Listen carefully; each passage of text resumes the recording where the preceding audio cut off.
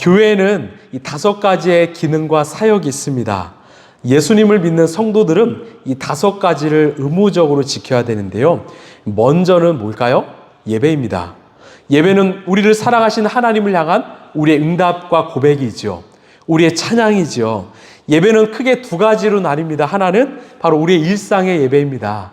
우리 집사님도 일터 속에서 또 부산까지 갔다 오고 또 각자의 병원과 각자의 삶에서 살아오지만 그 또한 예배라는 거죠. 삶의 자리에서 우리는 하나님을 찬양해야 합니다. 또 다른 하나는 우리가 모여서 예배하는 우리의 공예배지요. 함께 주 안에서 모여서 함께 예배하는 것이 우리에게 중요합니다. 그 다음은요, 2번째는 바로 선교입니다. 선교는 무엇일까요?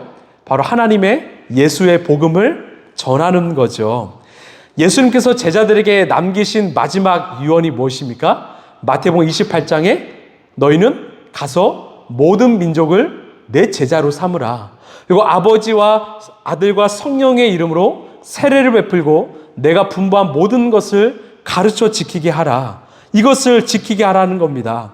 즉 너희의 삶을 통해서 하나님 나라가 확장되길 원하신다라는 거죠. 이게 선교이죠. 여러분, 선교는요, 가장 먼저는 내 자리부터, 우리의 가정부터 시작해서 먼 이웃 나라까지 이어져야 되는 것이죠. 그 다음은요, 바로 교육입니다. 예수님이 제자들에게 보여줬던 모든 것들은 바로 교육이었습니다. 하나님의 말씀을 가르치시고 기적을 베푸시고 또 병든 자들을 고치시고 또 제자들은 어떻게 살아야 될지를 보여주신 모든 것들은 바로 교육을 위해서입니다. 여러분, 우리 또한 말씀을 배우고 바른 신학을 배우고 또 우리의 삶의 자리에서 그 말씀을 살아내는 이 교육은요, 성도들에게 필수입니다. 여러분, 꼭 배우시고 살아내셔야 되죠. 그 다음은요, 바로 봉사입니다. 예수님이 이 땅에 오신 것은 바로 봉사 섬김 때문이죠. 가난한 자, 또한 억울한 자, 소외된 자, 사회적 약자들을 예수님은 외면치 않고 도우셨습니다. 아픈 이들을 찾아가서 고치셨지요. 또한 우리는 예수님의 삶을 닮아서 각자의 삶의 자리에서 우리는 봉사 섬김을 해야 합니다. 그리고 마지막 5번째는 바로 친교입니다. 이 친교를 헬라어로 이 코이노니아라고 하는데 이 뜻은요, 모든 것을 공동으로 소유한다라는 거예요. 내 것이 아니라 우리의 것이라는 거죠. 함께 섬기고 나누고 베푼다라는 거죠. 여러분, 예배가 하나님과 수직적인 어떤 사귐이라면 친교, 교제는 성도들끼리의 수평적인 이 사귐입니다. 이것이 완성될 때 십자가가 우리는 완성되었다라는 거죠. 여러분, 이 사귐 친교를 위해서는 내 것을 포기할 수 있어야 됩니다. 하나 되기 위해서는요, 내 것을 좀 내려놓아야 합니다. 제가 예를 들어서 청소년들과 이 마피아 게임을 합니다. 근데 청소년들이 저한테 목사님이 범인이죠, 죽으세요 이러면 제가 그때 야, 나 목사인데 너희들 이렇게 함부로 해, 너 장난해? 이러면 게임이 안 되겠죠. 제가 저의 권위나 어떤 제 자리나 어떤 제 모든 신분을 내려놓을 때 게임이 될 수 있고 하나가 될 수 있는 것처럼 우리의 것을 내려놓지 않으면 우리는 결코 친교와 교제를 할 수 없다라는 거죠.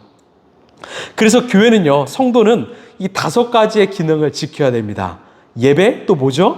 선교, 그리고 봉사, 그리고 친교. 예배, 선교, 교육, 봉사, 이 친교, 이 5가지를 감당할 때 건강한 크리스찬이라고 우리는 말할 수 있습니다. 이 특별히요, 다는 아니겠지만 이 보수적인 신앙인 중에는 정말 하나님을 사랑하시는데 이웃을 잘 사랑하지 않는 분들이 계십니다. 또한 진보적인 신앙을 가지신 분 중에는 이웃을 정말 사랑하는데 하나님을 잘 사랑하지 않는 분도 있습니다. 그러면 안 되는 거죠. 이 예배, 선교, 교육, 봉사, 교제는 바로 하나님 사랑과 이웃 사랑을 온전히 실천할 수 있는 교회의 기능이라는 거죠. 그래서 우리는 이 5가지를 늘 지키고 살아내야 되는 것입니다. 오늘 사도신경은요, 나는 성도의 교제를 믿는다라는 내용입니다. 저번 주에 살펴보았던 우리는 거룩한 공교회를 믿습니다의 그 다음의 말씀이죠. 저번 주에 살펴본 이 말씀은 어떤 말씀입니까? 이 공교회는요, 바로 캐톨릭 철치, 또 유니버셜 철치라고 하죠. 즉 보편적인 교회, 또는 우주적인 범교회입니다. 이는 누구든지 들어올 수 있는 만인을 위한 교회라고 말씀드렸지요. 이런 공교회가 어떤 교회의 방향성, 어떤 표면적이라는 것이라면 오늘 살펴볼 성도의 교제는 그 교회를 채워가는 실질적인 내용이라는 거죠. 의미라는 것입니다. 여러분, 이 남녀노소 빈부귀천을 막론하고 누구든지 만민들이 이 교회 안에 왔습니다. 이제 교회는 어떻게 해야 합니까? 그들과 함께 교제해야 됩니다. 친교해야 됩니다. 그때 눈에 보이지 않는 무형교회가 눈에 보이는 유형교회가 될 수 있다는 거죠. 그것이 바로 우리 라이프처치의 모습입니다. 그래서 우리가 거룩한 공교회를 이루는 것과 성도의 교제를 갖는 것은 한 세트라는 겁니다. 동전의 양면이라는 것이죠. 교회를 이루는 가장 중요한 두 날개는 바로 거룩한 공교회와 성도의 교제라는 겁니다. 우리 오늘 말씀 에베소서 2장 20절 말씀 우리 함께 읽겠습니다. 여러분은 사도들과 예언자들의 놓인 기초 위에 세워진 건물이며 그리스도 예수가 그 모퉁이돌 되십니다. 아멘. 자, 여기서 여러분은 바로 에베소 교회 성도들과 또한 우리 성도들을 의미합니다. 또한 사도들과 예언자들이 놓은 기초 위에 세워진 건물, 이 놓은 기초라는 것은 바로 사도들과 예언자들이 선포했던 하나님의 말씀을 의미합니다. 즉 하나님의 말씀 위에 세워진 건물이 교회이고 우리라는 거죠. 여러분, 이것이 중요합니다. 우리는 어디 위에 세워져야 됩니까? 여러분, 우리의 삶은 어떤 것 위에 세워져야 됩니까? 바로 하나님의 말씀이죠. 성경적 가치관, 성경적 기준, 성경적 세계관, 그 말씀을 베이스로 우리는 세워질 때 우리의 삶이 교회라고 말할 수 있는 것입니다. 그래서 시편 119편 105절을 보시면 주님의 말씀은 내 발의 등불이요 내 길의 빛이라고 말하죠. 즉 말씀이 우리의 앞에 앞서서 인도하는 우리의 등불이고 빛이라는 겁니다. 우리의 삶의 이정표는요, 말씀이라는 거죠. 우리는 말씀을 따라 살아가야 됩니다. 이 덴마크 철학자 이 쉐렌 키에르케고르가 이런 말을 했죠. 인생은 B와 D 사이에 시다라는 거예요. 이 B는 무엇입니까? 바로 벌스입니다. D는요? 데스죠. 즉 태어남과 죽음 사이의 C는 뭐예요? 초이스라는 거죠. 그러니까 태어나고 죽는 순간까지 인간은 무수한 선택을 한다라는 거죠. 이런 우리 앞에 오늘 또 많은 선택지가 놓여 있습니다. 이런 어떤 기준으로 선택하시겠습니까? 말씀이라는 거예요. 여러분, 우리 사랑하는 자녀가 우리 안에 있습니다. 어떤 기준으로 우리는 양육해야 될까요? 말씀이죠. 내가 일을 하고 돈을 법니다. 어떤 가치관을 가지고 우리는 일을 해야 될까요? 바로 말씀입니다. 결국 내가 세상적 사고와 세상적 가치관에 물들였던 내가 교회가 되기 위해서는 성경적 가치관과 성경적 세계관을 가지고 살아내야 된다는 거죠. 그래서 교회는 외형이 중요한 거 아닙니다. 건물이 화려하고 많은 돈을 투자되는 거 아니죠. 바로 교회는 어떤 터 위에 세워져 있느냐가 중요하다는 거죠. 여러분, 교회로 세워지기 위해서는 우리가 성경적 가치관, 사고, 기준을 가지고 살아야 된다는 거죠. 여러분, 우리의 가정도 마찬가지입니다. 우리의 일터도 마찬가지입니다. 우리의 가정 지금 어디 위에 서 있습니까? 내 일터 어디 위에 서 있습니까? 제가 매일마다 이 매일 통독을 위해서 가이드를 올립니다. 얼마나 성도님들이 보실지 모르겠지만 저는 결코 포기하지 않습니다. 왜요? 우리가 10년, 20년, 아니 모태신앙으로 오랫동안 교회를 다녀도요, 말씀을 잘 모르는 분들이 참 많습니다. 어떠한 교회는 말씀을 읽으라고 강조하기보다는 그냥 예배만 나오길 또 이야기하는 교회들도 있습니다. 그러나 저희는 아닙니다. 저희 라이프처치는요, 말씀 위에 세워지는 교회입니다. 비록 모이기에는 제약이 있고 어려움이 있지만 우리의 삶이 말씀으로 세워질 때, 우리의 가정이 그 말씀 위에 세워질 때 그것이 하나님이 영광 받으시는 하나님의 성전이고 교회가 될 줄로 믿습니다. 여러분, 우리 각자의 자리에서 교회를 세워가길 원합니다. 말씀이 있으면요, 내 삶이 교회입니다. 말씀이 있으면 우리의 가정이 교회이고요, 말씀이 있으면 나의 일터가 내 교회입니다. 여러분, 이것을 기억하시고 말씀의 사람이 되시길 바랍니다. 우리 20절을 다시 한번 읽어볼까요? 자, 시작. 여러분은 사도들과 예언자들이 놓은 기초 위에 세워진 건물이며 그리스도 예수가 그 모퉁이돌 되십니다. 자, 여기서 보시면 그리스도 예수가 그 모퉁이 돌 되신다라고 하죠. 이런 모퉁이 돌이 무엇입니까? 바로 가장 건물에 중요하고 기초가 되는 돌입니다. 영어로 코너스톤이라 하는데 이 주춧돌이라고 말하죠. 건물을 세울 때 가장 먼저 세우는 돌이 바로 모퉁이 돌입니다. 이 돌이 빠지는 순간 그 건물은 와장창 무너지죠. 바로 교회의 그 돌은, 가장 중요한 돌은 바로 예수 그리스도라는 거예요. 여러분, 예수님이 교회의 중심을 믿으십니까? 여러분, 교회의 주인은 예수님이십니다. 우리 그 다음 21절 읽어볼까요? 자, 시작. 그리스도 안에서 건물 전체가 서로 연결되어서 주님 안에서 자라서 성전이 됩니다. 아멘. 결국 그 예수님을 중심으로 했던 교회가 예수님 안에서 성도 한 사람 한 사람이 연결되어서 어떤 거기서 멈추지 않고 자라나서 성전이 된다는 거예요. 여러분, 이 세 가지의 동사를 기억하시길 바라요. 먼저는 그리스도 안입니다. 즉 예수님을 내 삶의 주인으로 삼다라는 거죠. 예수님이 내 삶의 가치관이고 신념이고 기준으로 삼는다라는 거죠. 그러면 우리는 연결되기 시작합니다. 성도들은 예수님을 중심으로 연결되기 시작하는 것입니다. 이것이 함께하는 공동체라는 거죠. 거기서 머물지 않고요, 마지막으로 자라나야 됩니다. 성장해야 합니다. 성숙해져야 됩니다. 여러분, 지금의 삶에, 지금의 신앙에 만족하지 마시고 더 말씀으로 예수님 안에서 더 깊어지시길 바랍니다. 성화는요, 언제나 현재 진행형입니다. 우리가 거룩해지고 또 거룩해질 때 하나님은 성화된 우리의 인생을 사용하십니다. 그래서 우리는 그냥 공교회가 아니라 거룩한 공교회로 살아가야 됩니다. 그리스도 안에서 서로 연결되어서 우리는 자라나야 합니다. 제가 이 산을 참 좋아하는데요. 우리가 이제 4월달 되면 함께 심악산 또 북한산도 갈 건데 이 산에 오를 때마다 깨닫는 인생의 진리가 있습니다. 저는 이런 생각을 해요.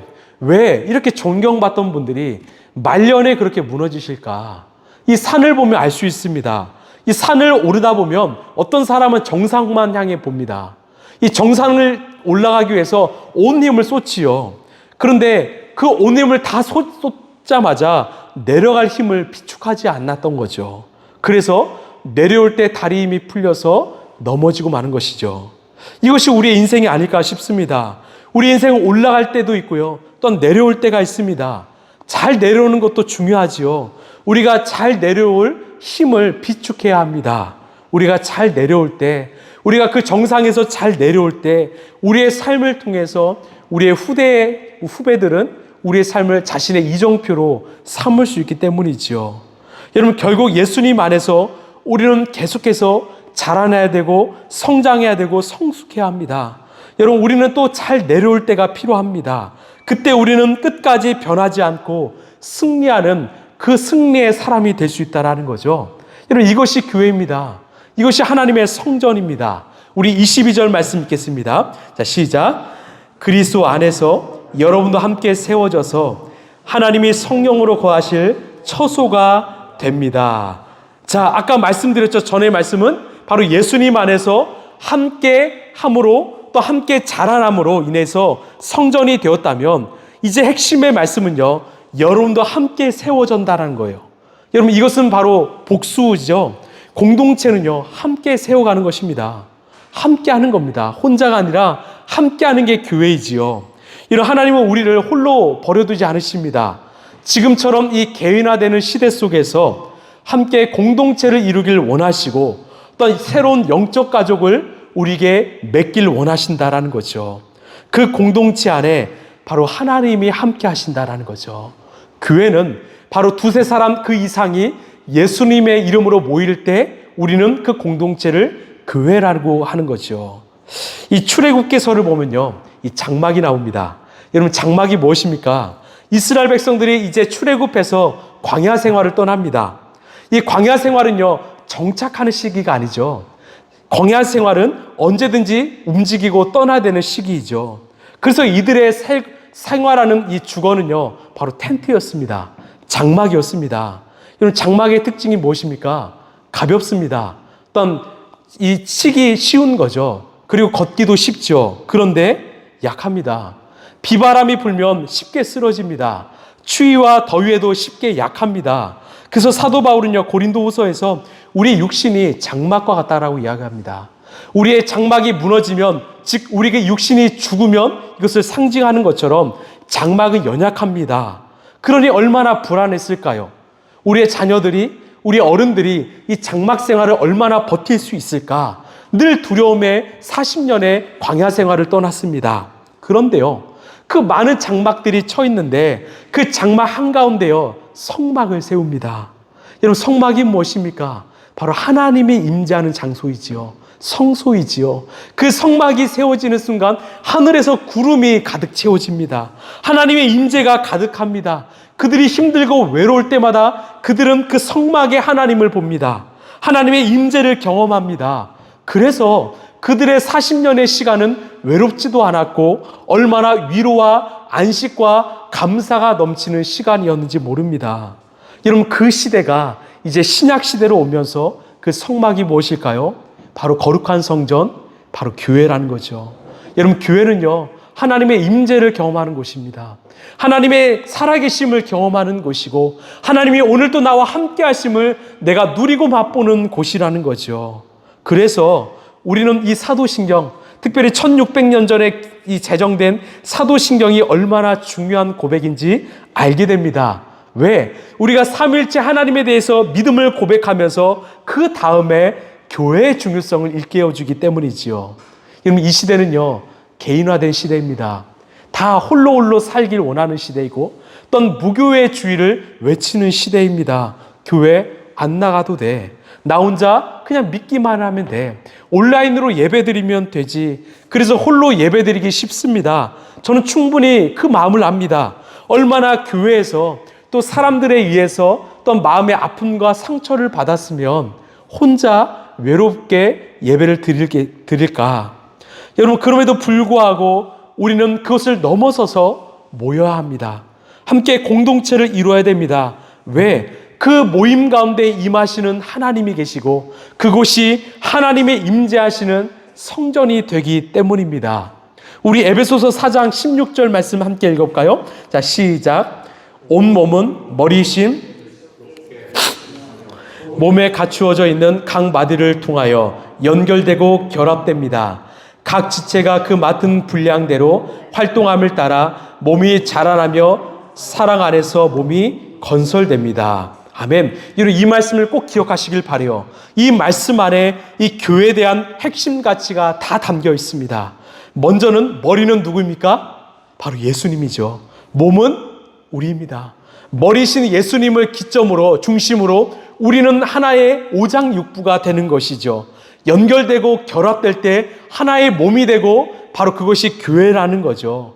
여러분, 교회의 머리는 예수님이십니다. 여러분, 믿으십니까? 여러분, 교회의 머리는 예수님이십니다. 담임 목사도 아니고 당회도 아니고 예수님입니다. 우리는 그분의 말씀과 성품과 가치관과 어떤 가르침으로 인하여 하나의 공동체를 이루는 교회라는 거죠. 여러분, 그렇기 때문에 교회는 능력이 있습니다. 여러분, 왜 연약하고 정말 아픈 이들이 모이는 이 교회 안에 능력이 있을까요? 바로 교회의 주인, 교회의 능력은 예수 그리스도이기 때문이지요. 여러분, 이 땅에 교회가 세워지는 곳곳마다요, 마을이 회복되었고 지역이 회복되었습니다. 선교사님들이 교회를 세우는 곳곳마다 치유가 임했고 많은 사람들이 회복을 입었습니다. 왜 그랬을까요? 바로 교회 주인이 예수님이셨기 때문이죠. 여러분, 대학가도 마찬가지입니다. 저는요, 이 고등학교, 대학교를 이 미션 스쿨 나왔습니다.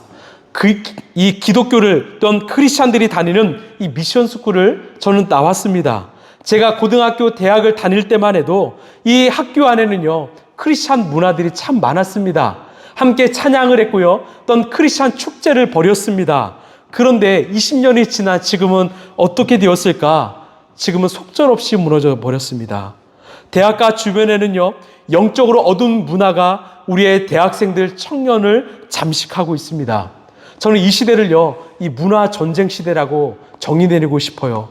특별히 영적으로 어두운 이 문화 속에서 특별히 동성애와 또한 잘못된 이성애와 또는 왜곡된 성윤리가 이 대학가를 점령하고 있습니다.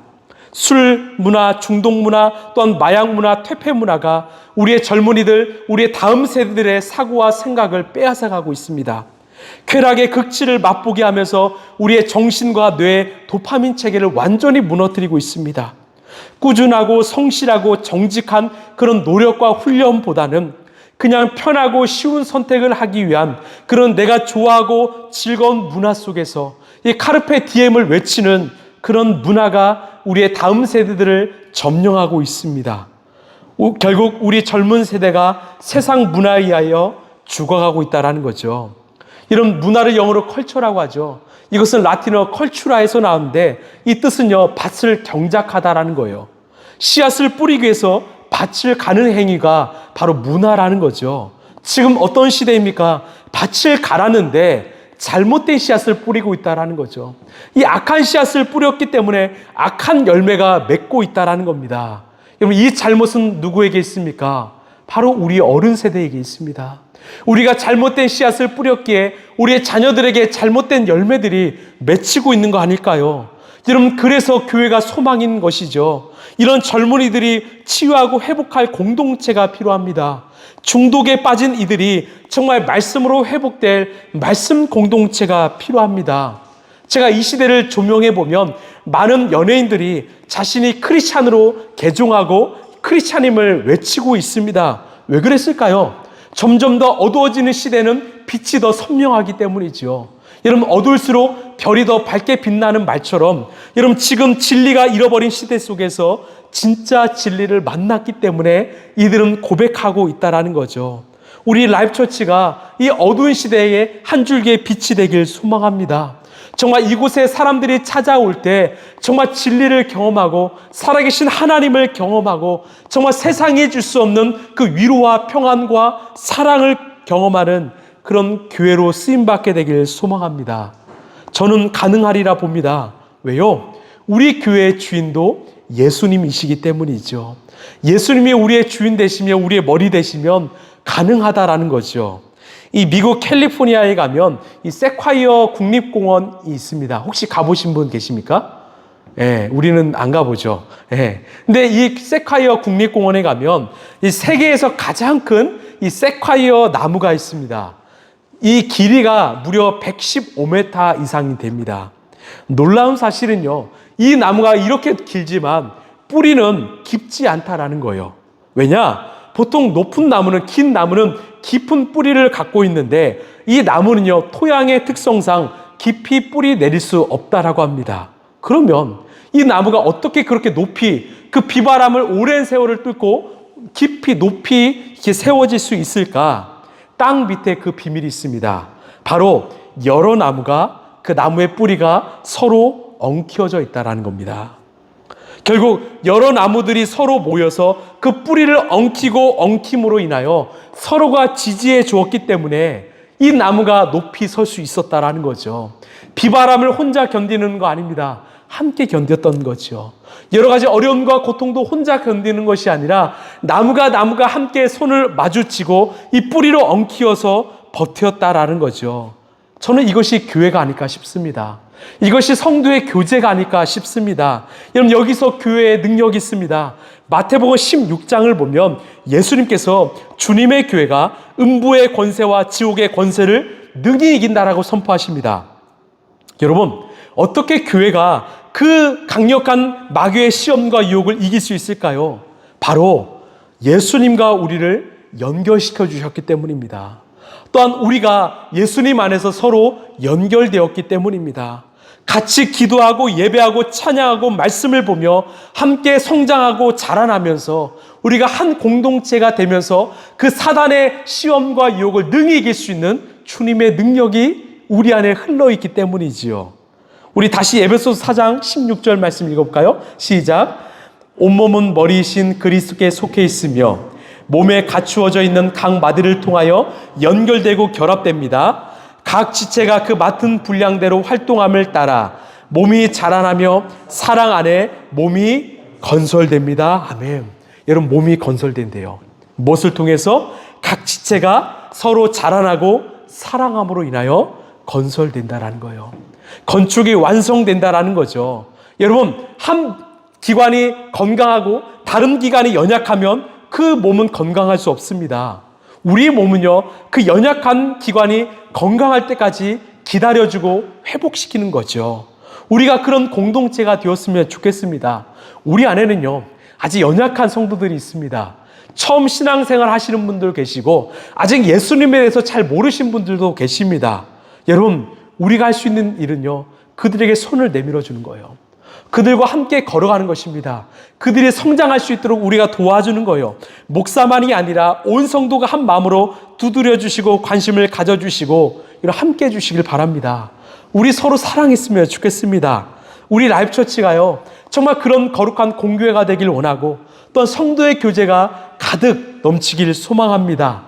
그때 우리 교회는 하나님이 이 시대에서 정말 주목하시고 바라시고 원하시는 교회가 되지 않을까 싶습니다. 말씀을 마무리합니다. 요한복음 13장 34, 35절을 우리 한번 읽겠습니다. 시작. 이제 나는 너희에게 새 계명을 준다. 서로 사랑하여라. 내가 너희를 사랑한 것 같이 너희도 서로 사랑하여라. 너희가 서로 사랑하면 모든 사람이 그것으로써 너희가 내 제자인 줄을 알게 될 것이다. 아멘. 여러분, 예수님이 우리에게 바라시는 것은 바로 사랑입니다. 우리가 성경적인 지식이 많아서, 우리가 교리를 많이 알아서, 우리가 오랫동안 신앙생활을 해서 세상 사람들이 우리를 제자로 말하는 거 아닙니다. 우리가 서로 사랑할 때 사람들은 우리를 예수님의 제자로 본다라는 거죠. 저는요, 예배 때마다 그것을 느낍니다. 이 주일 아침을 보면 예배를 준비하기 위해서 정말 많은 성도들이 같이 예배를 세팅하고 의자를 깔고 음향을 설치하는 그 모습을 봅니다. 이게 바로 사랑이 아닐까 싶습니다. 또한 누군가는 먼저 와서 기도로 정말 준비하는 기도의 손길이 있습니다. 또한 누군가는 서로 환영해주고 환대해주고 안아주는 그런 마음이 있습니다. 이게 사랑이 아닐까 싶습니다. 또한 보이지 않는 지체들이 있다면 안부를 물어주고 기도해주는 거, 이것도 사랑이고요. 또한 서로에게 다가가서 서로의 삶을 물어주는 거, 이것도 사랑이지요. 여러분, 우리는 어떤 화려한 예배보다, 멋진 예배보다 진실된 사랑이 가득한 그런 교회가 되길 소망합니다. 거룩한 공교회를 표방하며 또한 우리 안에 성도의 교제가 아름답게 맺어지는 그런 하나님이 기뻐하시는 그런 교회가 되길 간절히 소망합니다. 우리 모두가 이 세콰이어 나무가 되었으면 좋겠어요. 뿌리를 서로 엉키면서 서로 하나 되어 서로 지지해주고 버텨주는 그런 세콰이어 공원이 우리 라이프처치가 되길 예수님의 이름으로 축원합니다. 아멘.